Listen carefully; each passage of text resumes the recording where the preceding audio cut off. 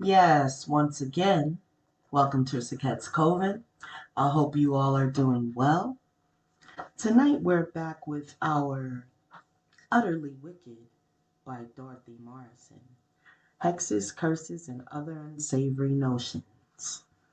Today I'm going to share Chapter 7 with you. The Bad, the Nasty, and the Downright Ugly.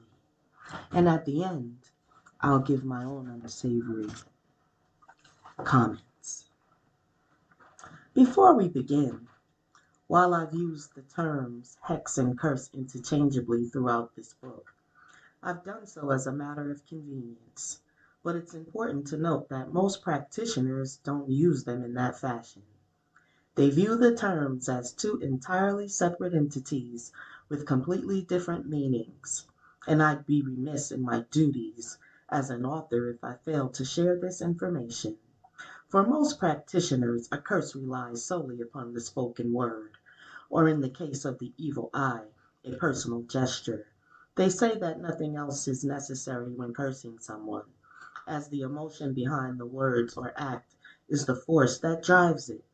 Of course, this means that the curse must be delivered with a heaping helping of anger or hatred to hit its mark, or even more to have a true staying power. According to this contingent, a hex is a product of a spell or ritual, and while it is certainly directed and powered by the conventional state of the emotional state of the practitioner, it also makes use of additional aids such as personal effects, powders, washes, charms, and so forth. Of course, putting a ritual together takes a lot more than simply letting a few words fly from the tongue. But even so, having this extra help is often well worth the effort for a couple of reasons. First, it allows for a cooling off period and time to think things through before actually putting the magic in motion. Second, there is no need to shoulder the whole burden of driving the magic to its mark, since the properties of other ingredients assist with that. And third, it completely eliminates the need to come to a screeching halt right in the middle of a good hissy fit, just in order to curse the target. All things considered, it's no wonder the hexes have become the more popular form of magic for these particular practitioners. But here's when things get dicey.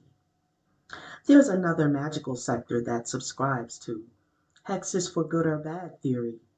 It's their belief that a hex is nothing more than a symbol, and in the case of Pennsylvania Dutch hex signs, can be used to deliver magic on both ends of the spectrum.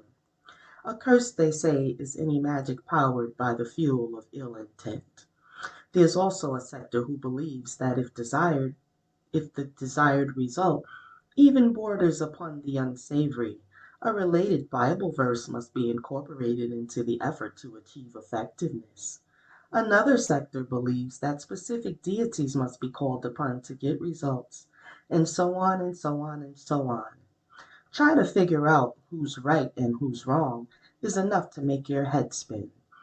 After months of research, though I did finally come to a conclusion, no matter how you slice it or dress it for the altar, it's still all a matter of semantics. Everybody's right, nobody's wrong. So when it comes to choosing a school of thought, just pick whichever most closely resembles your own way of thinking and know that you'll do just fine. No matter how many schools of thought there are, nor how diverse the thinking there is. However, one common thread that runs through them all, simply put, it is focus is key when it comes to working magic, and nothing, not taglocks, nor potions, nor deities themselves, is going to make your magic work if you can't manage it successfully. So if you're having trouble with this, I urge you to work with the exercises listed at the end of chapter 4 before going any further. Otherwise, the magical collection that follows isn't going to do you one damn bit of good. It's only going to serve to waste your time and energy. And no one I know has enough of either to waste. One other thing, I don't perform hexes and curses for other people, and you shouldn't either. Yes, I know that sounds self-righteous, but to be perfectly honest, I don't care. I'd much rather weather an accusation than be forced to deal with the possibility of my words being twisted. I'd much rather weather that than be faced with possibly the possibility of a misunderstanding, or even worse, the possibility of having failed you. To that end, let me make this perfectly clear. Do not, under any circumstances, perform a hex or curse for someone else. Some of the reasons are obvious, and we've already touched on them. First, no one is truly capable of feeling the depth of someone else's angst. And that level of feeling is absolutely necessary for complete and total success. Second, forming a connection to somebody else's craft is not a place you want to go. It doesn't matter how much you care for them or how much you want to see them relieved of their current dilemma. Doing so is not only tantamount to taking their place in the magical arena and absorbing more residue than you can ever get rid of, but also making their decisions for them. And you simply don't have the right to do that. No one does. But if that's not enough to stop you, then try this on for size. Nobody likes a busybody. Okay, I'll admit it. That's a little harsh. But since no truer statement has ever been spoken, or been more applicable to the subject matter at hand, it had to be said. The truth is that we, as members of the human race, are do-gooders at heart, and there's nothing wrong with that. We worry about the fact that our brother is screwing over his partner and refuses to see the problem. We worry about our daughter, who is in an abusive marriage and can't seem to summon the courage to leave. We worry about our best friend who's being taken advantage of financially. And on and on and on. Our worries are completely justified. In fact, there would be something drastically wrong with us if we weren't at all concerned. However, these sorts of concerns have no personal place in the magical arena. More to the point, though, they have no personal place in the spiritual arena. And when we take things to the magical level for someone else, when we take it upon ourselves to butt into his or her business, it is the spiritual realm in which we get into trouble. You see, just as each person on this earth is a complete and separate individual, the same is true of the lives they've been offered. No two people share precisely the same sort of life, or the same life lessons. They don't have the same path to choose from, and don't meet the same trials and tribulations along the way. Each is set up on an individual basis, specifically designed with one person in mind. And because of that, each person is also given a particular set of talents and strengths to draw upon in living that life and learning its lessons.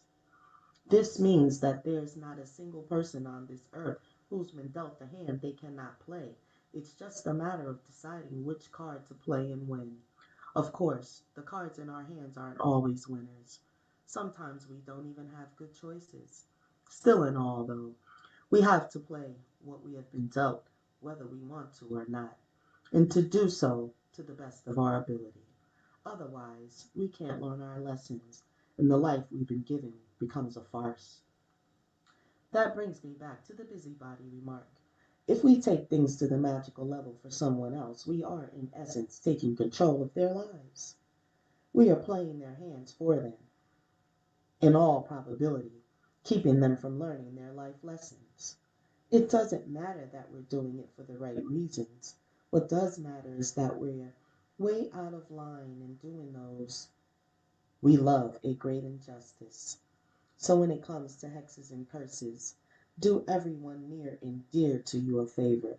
Keep your nose out of their business and plan it squarely in your own life. If you don't, know that while you definitely pay a price for your indiscretion, they're the only ones who will pay the most, and it will cost them much more than they ever dreamed possible.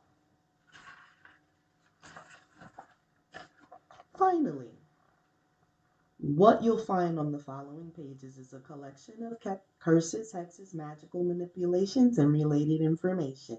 And while each and every spell included works beautifully as written, Nothing works as well as the magical effort you've designed specifically for yourself. For that reason, don't be afraid to expand upon these and restructure them to suit your own purpose and lifestyle. Know that your own version will not only work, but it's likely to be even more personally effective than the version that someone else can perform for you. The end. And so that ends chapter 7 of Utterly Wicked. And what do I think about this chapter? Well, while certainly I agree to not delve into others' business, but when asked and requested, it totally depends on the practitioner. Do they have what it takes? Can they stand the rain? Will there be any rain for them? And so, when we delve into practices, we should always think long and hard about our decisions. But once we've become firm in our decisions, move forward with no regrets. Thank you for spending your time with Cirquette's Coven. Until the next time, peace